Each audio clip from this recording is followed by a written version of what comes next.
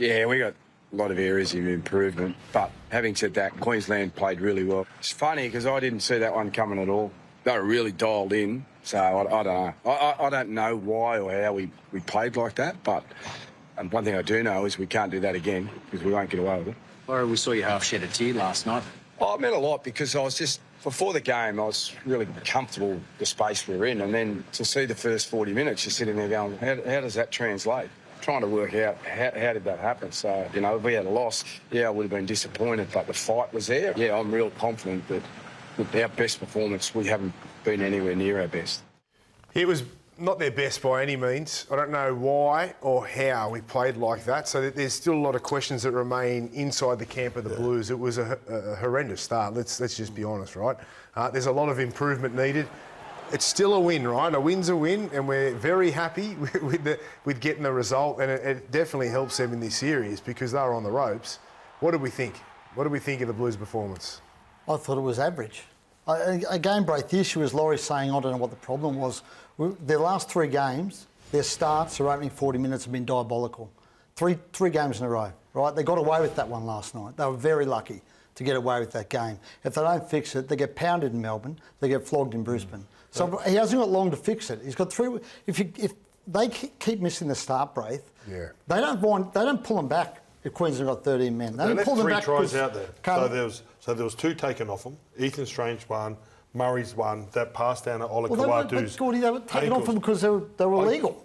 But I get it. They were so illegal like tries. Yeah, I know, but no, I think it was, and even listening to Cooper and Matty there, yeah, the start of the game just wasn't good enough.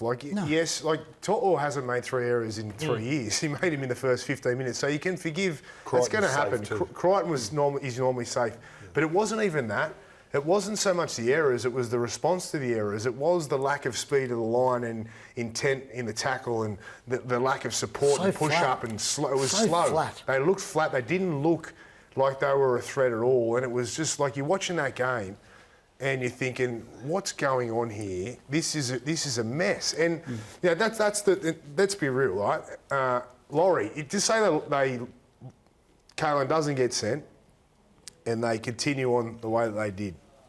What happens? Well, mate, my story was written at half time. Forget about changing the players. You need to change the coach, right? And that's radical midway through a series. But I think their performances under Laurie in the last couple of years have been bang average. And that first half was one of the worst first halves they've produced. And they've had some pretty poor first halves under him. So, I mean, I think for Laurie's future and Laurie's legacy, mate, that second half has saved him, basically. It's given him a chance to save himself. Because for me, you know, if they continued that first half and the second half, I know it's crazy to say, you've got to think about changing the coach.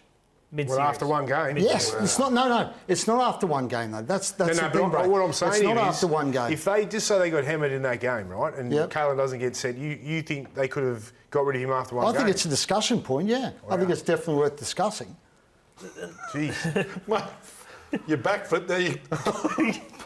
Well, have you seen them? Like in the last, games? That was so inept. So Queensland weren't good. Is that what you're trying to say? They were great. You mean like they jumped? They were great. No, but it goes back to Brace's point where you're dropping the ball. That happens, okay? But it's how you respond. The lack of energy in that opening 40 minutes, the lack of intent, was not something that should be happening in your game one of an Origin series. And the concerning thing is when Laurie says post game, look, I don't know how we missed the start. We'll go back to Reedy's point. It's been a habit now. And that's a concern for New South Wales. Well, and you know, one thing I said for the whole week was I would start with Cam Murray. And I know Matty and Cooper said Laurie used the bench great because he brought Cam Murray on.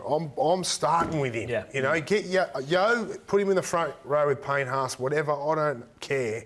Even bring him off the bench. Cam Murray is fit. He's got great footwork. He's a support player. He pushes up on every play. He's competitive. He's passionate about the jersey. He brings energy.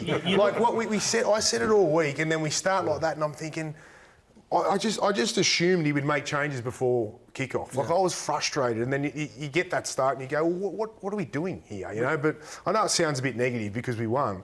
But it is a concern. It's a concern for mine. But Braith, if you're not negative and you don't really dissect that opening 40 minutes, New South Wales are going to go to Melbourne and struggle, right? So there needs to be change. There needs to be some sort of formulation of a plan. And you touched on Cam Murray because the middles were gassed, right? And you got someone like him who can pump out 80 minutes and play at that high level would have been advantageous compared to, Adam Finnell-Blake and Mitch Barnett were struggling on the back of the defensive workload. And who played better when Murray was on there? Cleary. Yeah. The halves, both halves played better when he was out there because He's such a great player, isn't he? get him early ball as well. And Victor. And I think Victor Victor as well. Victor was ended up being Victor's a a good bench selection. like, leave him on the bench, Victor. Like you need impact and you need those quick, fit players with footwork and so no change in that. What about Queensland, Gordy? They were really good. Yeah, look, defensively, we were great. And I actually, I was watching the clock and I'm thinking we can maybe hold on and win this. And there was a couple of plays, obviously, the They nearly 40-20, right, with Tabuai Fidow, I thought he got caught out of position there. And in the air, he's normally so good. He's, mate, against the Titans, I think he scored 2 like that. So Tedesco, I don't remember him out jumping a tall fullback like that. So there was a couple of plays that we'd like to have again. But my first initial reaction was I was really proud, but I was disappointed because we still had a chance to win that game. They got so close. They nearly won the game. It was a miracle that they didn't in the end. I felt like early in that second half they had the foot in the throat and they could have killed them off. It was They just just didn't. There was a great tackle. I think it was by Brian Ty. I think it was on Rob Toyer that stopped the try. Right. They scored then. The game's over. There was just that they had that 20-minute patch or 50-minute patch at the start of the second half where they just could have killed them off, and they didn't get it done, and that came back. And we weren't back good enough to bite get them. it done either. But, I think both states will be better. And, I know that you guys are a little bit hard on your state at the moment, but I thought that they did leave a bit out there. Once they got the ball and it's possession and we're watching at club level each week, we did have a lot of But even ball. last year when we won the first game, I remember it. We came and sat here and we're like, we won, but we weren't that good. And then we got our pants pulled down in games 2 and 3. I remember that vividly. Yeah, we got it done. I think it was 18-6 and we had Cleary and Moses in that first game and it was a good performance, but it wasn't great. It still wasn't what we expected. And then here we are. Yep, take the win, stoked, couldn't be happier that we got it. But there's a lot of work to be done. There really is.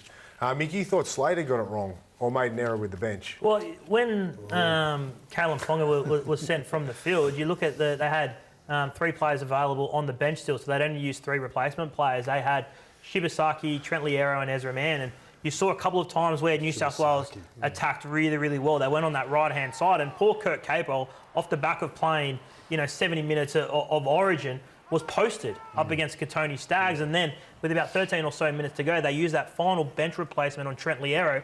They should have put Shibasaki on. That's what he was there for. He's a defensive centre. We know he's not an attacking centre. He's a really good defensive centre.